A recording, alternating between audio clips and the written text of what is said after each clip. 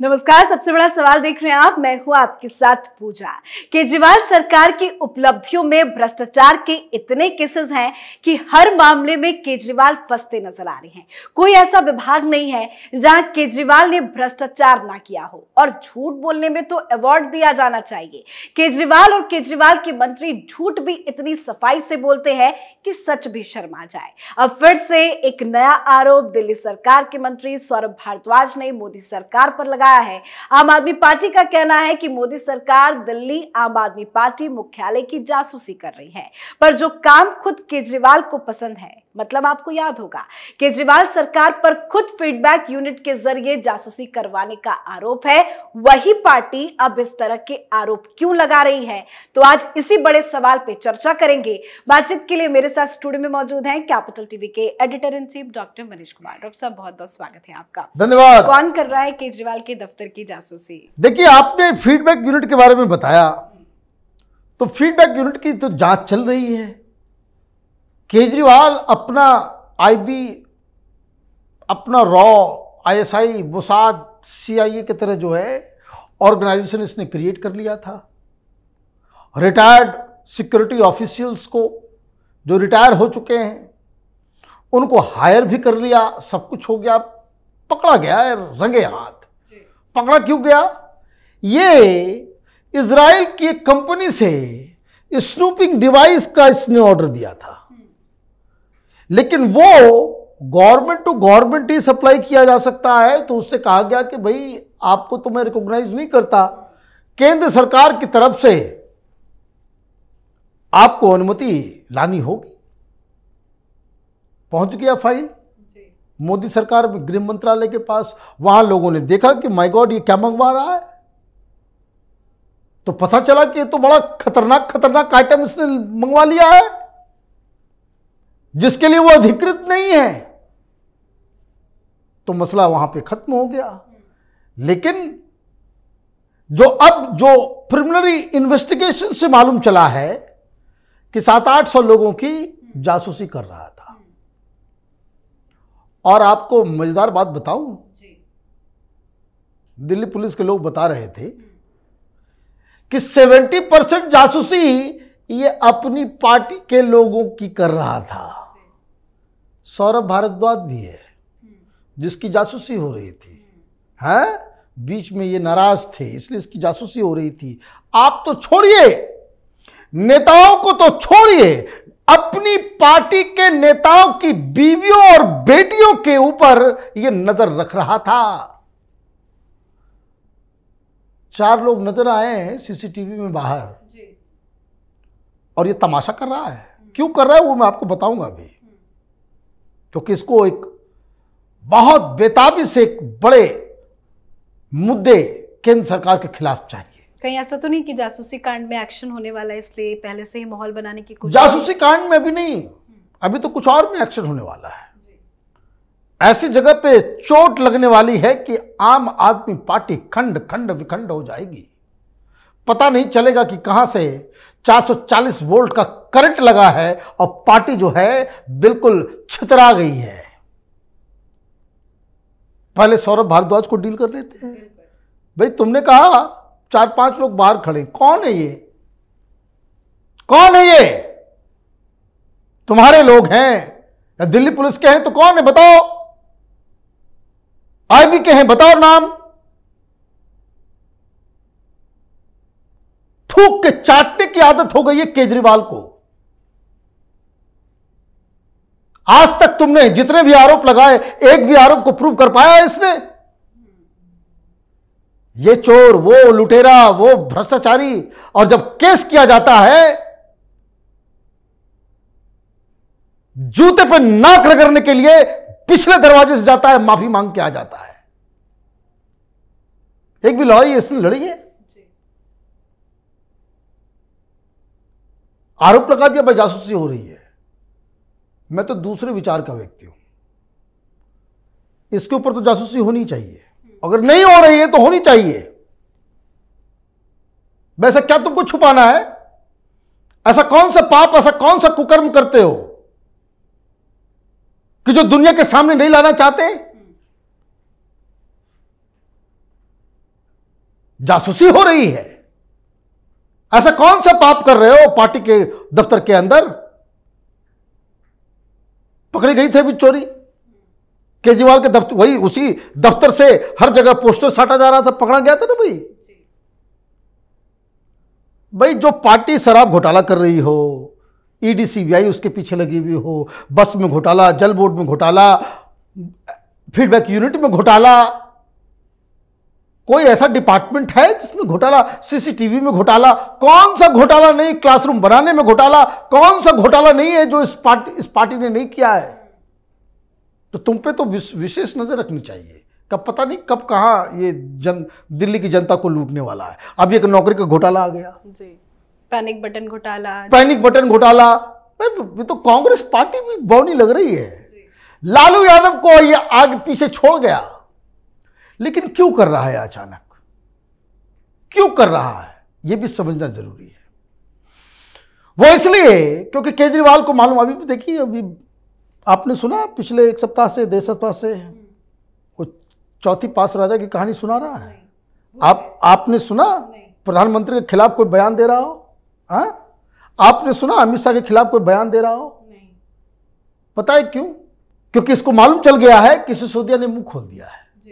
ED की पूछताछ में उसने बता दिया कि हमने तो कुछ नहीं किया, हम तो बस आदेश पालक हैं, मैं तो बंदर हूं, मेरा मदारी वो तो केजरीवाल है, वो डमरू बजाता है, कहता है नाच मेरी बुलबुल पैसा मिलेगा, तो मैं नाचता हूं, यही कह के आया है।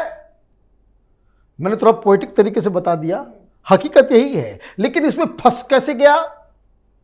क्योंकि ईडी के सामने इसने कबूल किया, क्योंकि आमना सामना कराया गया सी अरविंद के साथ, जिसने बकायदा, वो एक्साइज कमिश्नर ने बकायदा लिख के ईडी के सामने कहा कि 18 मार्च 2021 को जी मनीष सिसोदिया ने मुझे फोन करके केजरीवाल के घर में बुलाया, उसी शीश महल में। ये पाप की कमाई से बना हुआ, और वहां केजरीवाल ने अपने हाथों से मुझे दिया, बोला कि यही है जीओएम की रिपोर्ट, अब जाओ इसी पे बना लो कानून। तो ये पूछा गया सीबीआई में, जब पूछा गया तो उसने कहा था कि नहीं सब बेकार की चीजें हैं। लेकिन इतने दिनों के बाद उसको समझ में आ गया कि भाई वो तो जेल में सड़ रहा है? और केजरीवाल पे तो कोई फर्क नहीं पड़ रहा है, वो तो घूम रहा है सब जगह, अपना अपना काम में लगा हुआ है। अध्यादेश में लड़ाई उसने पूरे देश के विपक्ष को इकट्ठा कर रहा है। मनीष सिसोदिया मेरे मुद्दे पे किसी विपक्ष से इसने सहायता नहीं मांगी, कोई दबाव नहीं डाला, मैं तो यहां फंस गया। तो सी अरविंद के बयान के ऊपर इसने स्वीकृति दी है, इसने कहा है हां ये बात सही है कि केजरीवाल के घर पे ही सब कुछ हुआ था। अब ईडी के सामने दिया गया बयान कोर्ट रूम में वो सबूत की तरह ट्रीट होगा।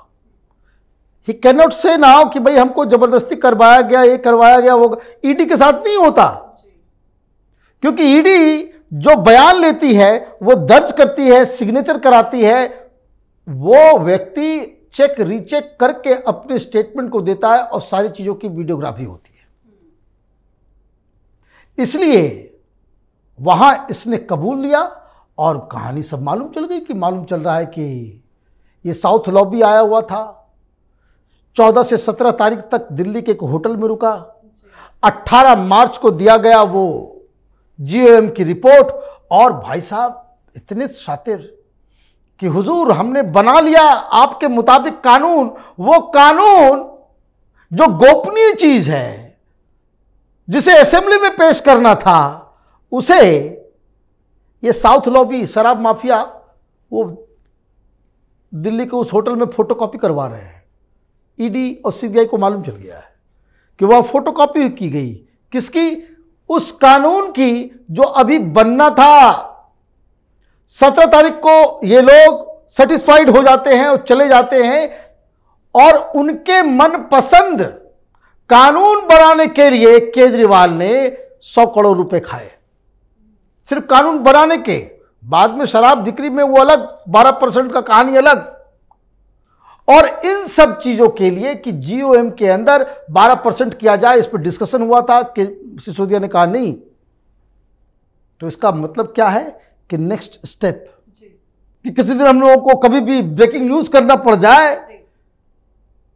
कि उस शीश महल जिसमें केजरीवाल ने मीडिया वालों को घुसने नहीं दिया गया, वहां ईडी घुस गई है, समन भेजा जा रहा है, केजरीवाल का नंबर लग गया है। और इसलिए यह आदमी बहुत तेज है, इसको समझ में, जैसे सिसोदिया जेल जाने वाला था, 1 महीने पहले से कर रहा था कि हमें जानकारी मिल गई है जेल जाएगा जेल जाएगा जेल जाएगा। अरे भाई, शराब घोटाले में सारे आरोपी को पकड़ लिया गया है, पिटाई हो रही है, उसकी पूछताछ की जा रही है, उसने सब कुछ कबूल दिया, सब कुछ उगल दिया, उसके वकील जाके मिलने जाते हैं, पेशी होती है तो सारी जानकारी मिल जाती है कि भाई ये तो पकड़ गए, सब लोग पकड़े गए। तो इसका मतलब क्या हुआ? इसका मतलब यह हुआ कि केजरीवाल को कोई ना कोई एक मुद्दा चाहिए जिसको वो दिखा के ये कह सके कि मोदी सरकार मेरे पीछे लगी हुई है, हम तो हरिश्चंद्र हैं, हम तो भगत सिंह हैं, हम तो खुदीराम बोस हैं, लेकिन मोदी हमको जानबूझकर पॉलिटिकल वेंडेटा के तहत जेल के अंदर डालना चाहती है। तो उसके लिए क्या करेंगे भाई? देखिए, जासूसी लगाई जा रही है तो कभी कुछ बोलेंगे, कभी रोज ये करेगा ड्रामा, रोज ड्रामा करेगा। और मीडिया वाले क्या करेंगे?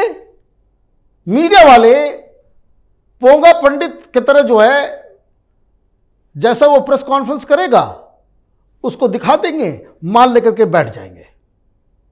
भाई, तुम्हारे रिपोर्टर्स क्या कर रहे हैं? भाई, सौरभ भारद्वाज की प्रेस कॉन्फ्रेंस हो गई, कोई रिपोर्टर जाकर के तहकीकात किया कि ये जमीन है, ये जगह है, यहां पे लोग खड़े थे, कौन लोग खड़े थे? जाकर के कोई क्रॉस क्वेश्चनिंग किया? भाई, सीसीटीवी में तुम्हारे ऑफिस के बाहर लोग खड़े हैं तो तुम्हारे कार्यकर्ता सब क्या वहां पे नशे में धुत थे? जाकर के पूछते भाई कौन हो, कहां से आए हो? तो ये एलिबाई बहाना ढूंढ रहा है कि ये कहने का कि वो विक्टिम कार्ड खेल सके। लेकिन वो कहते हैं ना कि कब तक वो खैर मनाएगी, तो खैर मनाने का वक्त खत्म हो गया है। केजरीवाल को समझ में आ गया है। आजकल देखिए बॉडी लैंग्वेज क्या हो गया उसका।